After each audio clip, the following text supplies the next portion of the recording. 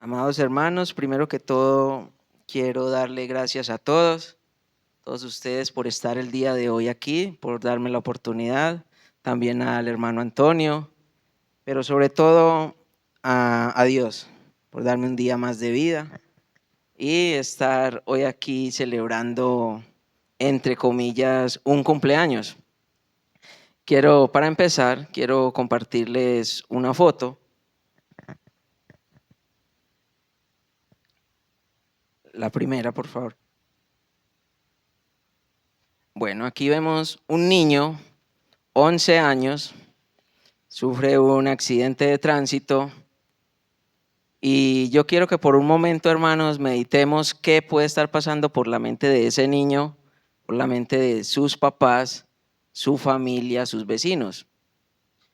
Muy probablemente pueden surgir preguntas como, Dios, ¿dónde estabas tú en ese momento? Quizás también pueda surgir la pregunta, ¿por qué Dios, ¿por qué permites que pasen cosas malas a un niño? O quizás preguntas como, Dios, ¿en realidad tú existes? Quiero que leamos un versículo para este niño que está en Juan 9, del 1 al 3. Al pasar Jesús vio a un hombre ciego de nacimiento y le preguntaron sus discípulos diciendo, Rabí, ¿quién pecó, este o sus padres, para que haya nacido ciego? Respondió Jesús, no es que pecó este ni sus padres, sino para que las obras de Dios se manifiesten en él. Amén. Qué hermoso pasaje y sobre todo la respuesta de nuestro Señor, para que las obras de Dios se manifiesten en él.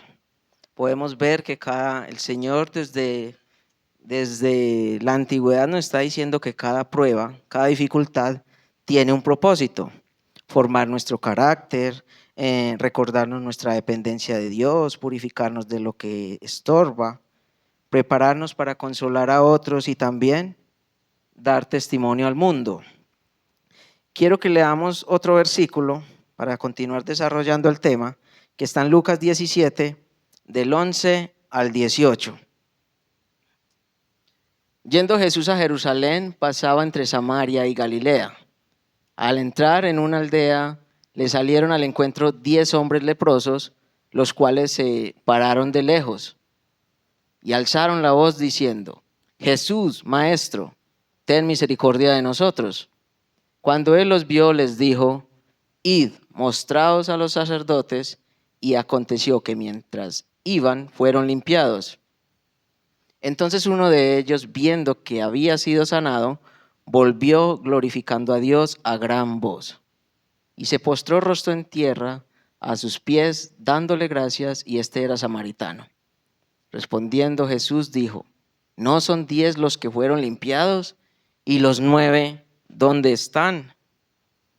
No hubo quien volviese y diese gloria a Dios, sino este extranjero. No hubo quien volviese y diese gloria a Dios. Lo que se preguntaba nuestro Señor Jesús. Ahora quiero que veamos una foto más de ese niño, que es la foto número 2, y quiero que leamos, paciente William Bolívar, 11 años, accidente de tránsito, 27 de agosto de 1998.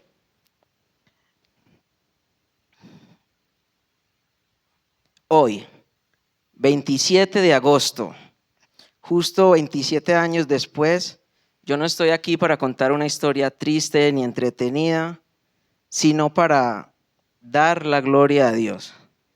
Dar la gloria a Dios. El nombre de este mensaje lo he sacado de un pasaje en Salmos 66, 16, que dice, vengan y escuchen todos los que temen a Dios y les contaré lo que hizo por mí. Quiero compartir con ustedes mi testimonio, no como un relato de mi vida, sino para ilustrar cómo Dios A lo largo de todo este proceso, que han sido hoy 27 años exactos, cómo uno en medio de las pruebas le surgen muchas preguntas, pero a veces sentimos que el cielo no nos responde, que Dios está en silencio. Yo les voy a decir las preguntas y estas preguntas solo fueron respondidas apenas lo conocí a él, o sea, hace menos de un año larguito. Primera pregunta: Dios, ¿ahora qué pasará conmigo así? El Señor me ha respondido con Isaías 41:10. No temas, porque yo estoy contigo. No desmayes, porque yo soy tu Dios que te esfuerzo. Siempre te ayudaré, siempre te sustentaré con la diestra de mi justicia. Señor, no solo sufro yo, sino mi familia. El Señor me respondió con Salmos 34:18. Cercano está Jehová a los quebrantados de corazón y salva a los contritos de espíritu. Señor, ¿valgo algo para ti? El Señor me respondió con Isaías 31:3 y me dice: con amor eterno te he amado. Señor, ¿podré salir de esta prueba? El Señor me responde con Salmo 34:19 y me dice: muchas son las aflicciones del justo, pero de todas ellas le librará el Señor. Señor, estoy solo en esta ciudad, no tengo a nadie que me ayude. Mis padres están lejos y no tienen cómo ayudarme.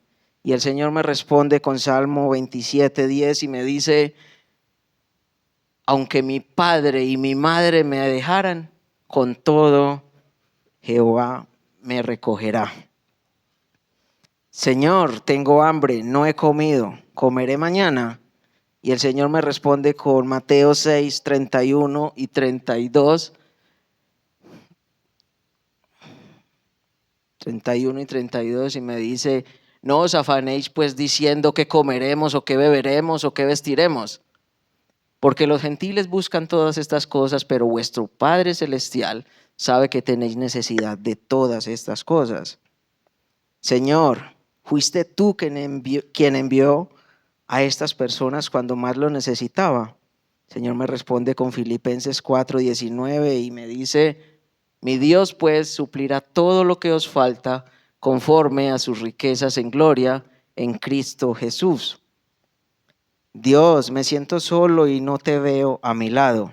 El Señor me responde con Isaías 43:2 diciendo: cuando pases por las aguas yo estaré contigo, y si por los ríos no te anegarán. Cuando pases por el fuego no te quemarás, ni la llama arderá en ti. Los médicos me han enviado a morir a mi casa. Me han dicho que por mí no hay nada que hacer. El Señor me responde con Jeremías 30:17 y me dice: mas yo haré venir sanidad para ti y sanaré tus heridas, dice el Señor. Señor, en todos mis planes he fracasado, no he prosperado, todo me sale mal. Y el Señor me responde con Juan 15:5b y me dice: porque separados de mí nada podéis hacer. Ahora que lo he reconocido, le digo: Padre, dame un consejo con amor. A lo que Él me responde con Proverbios 3:1-2, me dice: hijo mío, no te olvides de mi ley y tu corazón guarde mis mandamientos.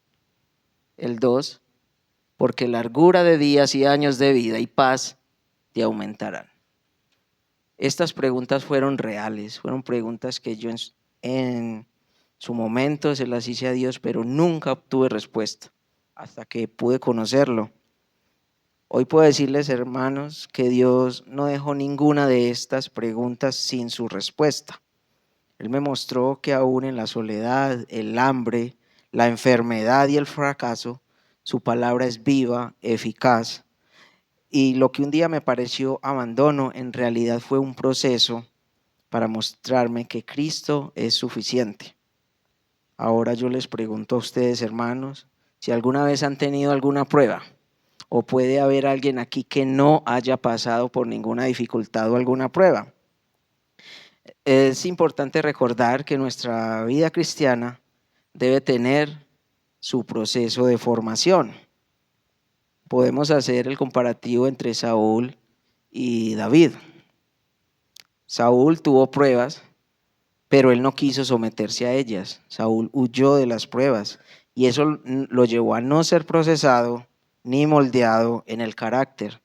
No esperó ni siguió instrucciones de Dios. Perdió el trono rápidamente. ¿Y cuál fue el resultado? Quiero que leamos 1 Samuel 10:8 y dice la palabra de Dios: luego bajarás delante de mí a Gilgal, entonces descenderé yo a ti para ofrecer holocaustos y sacrificar ofrendas de paz. Espera 7 días hasta que yo venga a ti y te enseñe lo que has de hacer.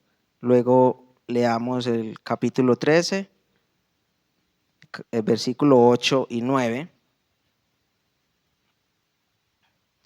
Y él esperó 7 días conforme al plazo que Samuel había dicho, pero Samuel no venía a Gilgal y el pueblo se le desertaba. El 9. Entonces dijo Saúl: traedme holocaustos y ofrendas de paz, y ofreció el holocausto. Regálame el 13, por favor. Versículo 13. Entonces Samuel dijo a Saúl: locamente has hecho. No guardaste el mandamiento de Jehová tu Dios, que él te había ordenado, pues ahora Jehová hubiera confirmado tu reino sobre Israel para siempre. Cuando nosotros estamos sometidos a las pruebas y las abandonamos, perdemos bendiciones, porque siempre al final de la prueba hay una bendición. La palabra nos lo ha enseñado. ¿Qué podemos ver de David? David fue ungido en secreto, siendo un pastor olvidado, esperó años, fue perseguido, vivió como fugitivo, fue probado en lo íntimo y en lo público, y él nunca forzó el trono. Y podemos ver el resultado de haberse sometido a las pruebas con 2 Samuel 7:16. Y será afirmada tu casa y tu reino para siempre delante de tu rostro, y tu trono será estable eternamente. Aquí podemos ver una diferencia entre aquel que se quiere someter a las pruebas, que quiere pasar por el fuego para purificarse, y aquel que quiere hacer las cosas como bien le parezca. Cuando iniciamos nuestra vida cristiana, muchos quieren resultados sin el proceso, incluso nuestra familia y amigos y nosotros mismos. Queremos ver a Cristo reflejado en nosotros ya, y nos olvidamos que todo tiene su proceso. El pastor nos estaba enseñando el domingo el significado figurativo de agua, que significa la palabra de Dios. Ahora quiero que veamos el pasaje de Jeremías 17, 7 y 8, en el que habla de árbol figurativo. El árbol figurativo significa nuevo creyente o persona nacida de la palabra. Y dice la palabra de Dios: bendito el varón que confía en Jehová y cuya confianza es Jehová, porque será como árbol plantado junto a las aguas, que junto a la corriente echará sus raíces y no verá cuando viene el calor, sino que su hoja estará verde, y en el año de sequía no se fatigará ni dejará de dar fruto. Cuando leemos en la palabra de Dios árbol, se está refiriendo a una persona, a un pueblo creyente. También quiero que leamos Salmos capítulo 1, versículo 2 y 3. Dice la palabra: sino que en la ley de Jehová está su delicia, y en su ley medita de día y de noche. 3. Será como árbol plantado junto a corrientes de agua, que da fruto en su tiempo, y su hoja no cae, y todo lo que hace prosperará. Cuando nosotros nos alimentamos por la palabra, que es el agua, figurativamente hablando, seremos como estos árboles y prosperaremos. Es una promesa del Señor, es la palabra de Dios. Eso es inmutable, eso no cambia y eso es una promesa que está ahí, que se cumplirá. Aquí lo que hay que hacer es someternos a la prueba, seguir el proceso y alimentarnos de la palabra. Pero entonces vemos el árbol. El árbol no surgió de la nada. Alguien lo tuvo que haber plantado. Quiero que leamos Mateo 15, 13 y dice: pero respondiendo él, dijo: toda planta que no plantó mi Padre Celestial será desarraigada. Dios es el que hace el proceso. Dios nos planta, Dios nos alimenta con su palabra, y el crecimiento. Quiero que leamos 1 Corintios 3, 6. Dice la palabra: yo planté, Apolos regó, pero el crecimiento lo ha dado Dios. Dios nos planta, nos da su palabra, nos da el crecimiento y nos sostiene. Pero si nosotros abandonamos, perderemos las bendiciones. Si usted está entregado a Dios y es firme en las luchas, en las pruebas, sométase a Dios.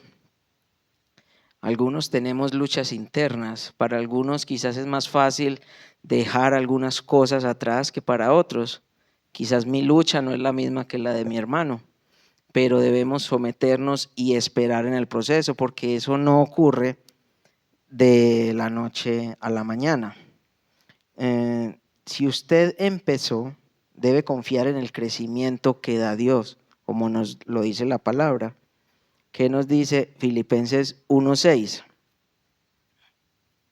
Estando persuadido de esto, que el que comenzó en vosotros la buena obra, la perfeccionará hasta el día de Jesucristo. Entonces, cuando nos volvemos cristianos, cuando empezamos a creer, eso no es un proceso de que ya vamos a ser el carácter de Cristo de manera inmediata. Debemos estar en el proceso, confiar en el Señor y continuar firmes en su palabra. Muchas sectas caen en el error doctrinal de decir, hay un versículo, no, ocupaos de vuestra salvación. Con temor y temblor. Entonces, estas personas dicen que hay que cuidar la salvación, que la salvación se pierde, porque el pasaje dice: ocupaos de vuestra salvación. Pero en el contexto del versículo, ocupaos significa poner en práctica nuestra salvación, que ya hemos recibido. Vivir de manera obediente y reverente delante de Dios. La vida cristiana no es un juego, sino un llamado serio a reflejar a Cristo en todo. Dios nos salva, pero nosotros debemos vivir como salvados. La idea de que usted haya sido rescatado de las garras del pecado, de que ya se haya entregado a Dios, que ya haya podido conocer esta maravillosa verdad de salvación. La idea es que cuando usted pueda gritar al mundo lo que Dios ha hecho por usted, debe asegurarse de que su historia debe ser cada vez más larga, no quedarse como un bebé espiritual. Hay que crecer, debemos alimentarnos con la palabra de Dios, debemos saber de qué es lo que vamos a hablar. Nos dice Pedro que debemos prepararnos para todo aquel que nos haga preguntas sobre el evangelio, de lo que nosotros estamos creyendo. Pero si nosotros no sabemos bien en qué creemos, fácilmente podemos ser llevados por cualquier viento de doctrina. Muchos queremos ser ese árbol de Jeremías y de Salmos, pero nunca debemos llegar a ser como el árbol que está en Marcos 11, 12 al 14. ¿Qué dice la palabra de Dios? Al día siguiente, cuando salieron de Betania, tuvo hambre. Y viendo de lejos una higuera que tenía hojas, fue a ver si tal vez hallaba en ella algo. Pero cuando llegó a ella, nada halló sino hojas, pues no era tiempo de higos. Entonces Jesús dijo a la higuera: nunca jamás coma nadie fruto de ti. Y lo oyeron sus discípulos. Ahora cantábamos la canción de la higuera, me parecía pues. Y leamos también el versículo 20 y 21. Y pasando por la mañana, vieron que la higuera se había secado desde las raíces. Entonces Pedro, acordándose, le dijo: Maestro, mira, la higuera que maldijiste se ha secado. Entonces, esto nos muestra también que aunque la palabra podemos creer, nos podemos convertir, podemos ser alimentados por la palabra, pero va a llegar el día en que Jesús va a esperar fruto. Nosotros no nos podemos quedar siendo árboles llenos de hojas, porque entonces llegará el día que el Señor nos va a decir lo que dice Mateo 7:21.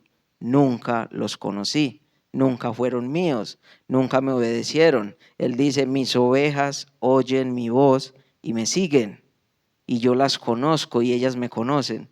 Pero son todos esos que han nacido de la palabra, que se han dejado guiar por el Espíritu Santo, que han crecido en fe, que han creído en el Señor, no como nosotros creíamos antes, porque yo creía en el Señor a mi manera. Y yo sé que muchos de los que nos hemos convertido aquí teníamos un Dios, y eran muchos dioses los que creíamos, las personas que estábamos acá. El uno era un Dios amoroso, no castigaba. El otro era un Dios que iba a recibir a todos en el cielo. El Dios del hermano nunca creó el infierno. El Dios mío no sería capaz de lanzar a alguien al infierno, si no sería capaz yo de hacerlo, que siendo imperfecto no sería capaz de echar un niño a una paila hirviendo. Ahora mucho menos mi Dios, el que yo tenía, nunca iba a ser capaz de hacer eso. Cuando nos entregamos a Dios y a su palabra, vemos la realidad, la verdad. Como dijo Jesús, la verdad los hará libres. Dejamos de creer en esa religión, en lo que nos dicen. He hablado con muchas personas cuando trato de mostrarles el evangelio. Sobre todo hablo en mi experiencia personal con pentecostales, y ninguno ha podido hablarme con versículos. Todos tratan de recordar qué fue lo que les dijo el pastor, qué fue lo que dijeron en el culto. No tienen ni siquiera el versículo de referencia. Pues yo por lo menos sé versículos, pero no sé dónde ubicarlos. Entonces yo sé que está de pronto en las cartas paulinas, en el Antiguo Testamento, pero no sé dónde están. Pero ellos ni siquiera eso. Y me dicen: usted habla muy bonito, pero déjeme, yo me preparo bien en el tema y hablamos estos días. Entonces mire que también dejamos de creer en lo que nos dicen las personas, porque debemos empezar a tener ese espíritu de Berea, de los de Berea. Porque el pastor me puede decir una cosa aquí muy bonita, pero si usted no se remite a la Biblia a compararlo, pues entonces usted también va a seguir siendo prácticamente adiestrado, ¿cierto? La verdad la tiene la Biblia. El ser humano puede fallar, el pastor puede fallar, nosotros podemos fallar. Cualquier maestro que está acá, Alejo, Pachito, Jorgito, podemos fallar al dar un mensaje. De hecho, aquí se han parado y se han corregido los hermanos porque se dice alguna cosa que no está acorde a la Biblia. Debemos ceñirnos a la palabra de Dios, tal y como está. Quiero que leamos Juan 15, del 1 al 2. Yo soy la vid verdadera, mi Padre es el labrador. Todo pámpano que en mí no lleva fruto, lo quitará, y todo aquel que lleva fruto lo limpiará para que lleve más fruto. Esto habla de lo que nosotros, después de haber creído, somos o nos hemos convertido. ¿Cuáles son las obras que hemos hecho? No porque ninguna obra nos salve, no porque nosotros al ser, como dice el mundo, buenas personas, nos vamos a salvar. Pero si nosotros no tenemos fruto, como hay promesas buenas, aquí también podemos ver una promesa del Señor de lo que nos va a pasar a usted y a mí si nosotros no nos esforzamos por dar fruto, por tener más fe. Y nosotros a veces somos muy tercos. ¿Sabemos cómo obtenemos la fe? A través de la palabra de Dios, dice Romanos, porque la fe viene por el oír, pero a veces fallamos en la fe porque fallamos en leer la palabra. Y nos vemos una prédica del hermano fulano y entonces ya quedamos cargados de energía. Y después nos vemos una prédica de otro y ya quedamos recargados, pero no estamos yendo a la Biblia, donde está la verdad, que es donde nos debemos alimentar. Y aquí, si nosotros no nos esforzamos por dar fruto, es verdad, para nosotros es muy difícil dejar algunas cosas. Yo confieso que mi parte más difícil es mi carácter y trato de doblegarlo, pero ha sido un enemigo mucho más grande que yo, muy fuerte, pero aún así he estado, bueno, entre comillas, de rodillas ante Dios, pidiendo que me ayude, porque yo sé que, como dice Juan 9:3, para que las obras de Dios se manifiesten en él. Eso no es algo que una persona normal vaya a dejar así de la noche a la mañana, pero si uno cuenta ese testimonio, que yo lo he escuchado de muchos hermanos, vamos a poder darle la gloria a Dios, porque vamos a saber que eso es algo que hizo Él en nosotros y nosotros no somos capaces. Por eso nosotros debemos rendirnos enteramente al Señor. Yo quiero que terminemos con un versículo. La idea de este día es más que todo que celebrar, entre comillas, mi segundo cumpleaños, porque fue un proceso muy duro de 27 años que estoy aquí contándoles mis penas, mis dolores, mi soledad y todo.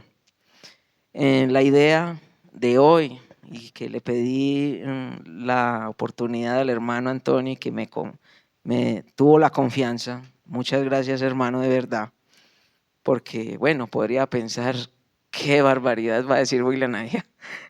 Me va a hacer ir la gente, no. Entonces la idea, yo pues he estado orando mucho y pidiéndole a Dios que, así como Él mismo se preguntó, solo uno vino a darme la gloria, solo uno vino a darle la gloria a Dios. ¿Y dónde están los otros? Yo tenía ese sentir, le dije al hermano, yo quiero hacerlo, pero yo no quiero hacerlo.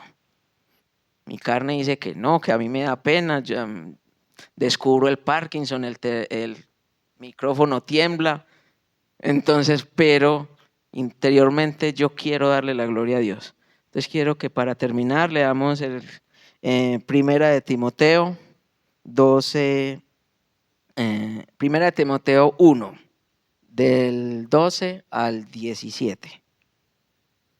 Doy gracias al que me fortaleció, a Cristo Jesús nuestro Señor, porque me tuvo por fiel poniéndome en el ministerio. De hecho, ya estoy en un ministerio.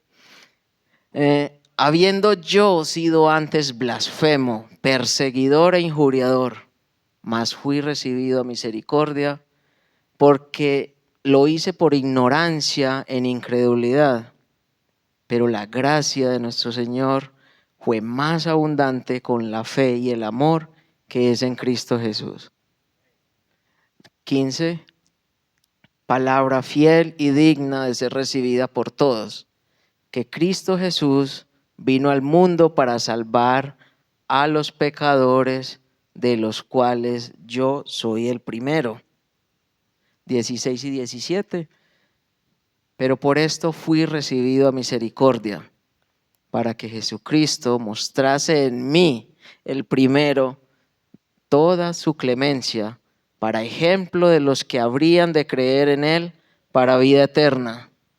Por tanto, al Rey de los siglos, inmortal, invisible, al único y sabio Dios, sea honor y gloria por los siglos de los siglos. Amén.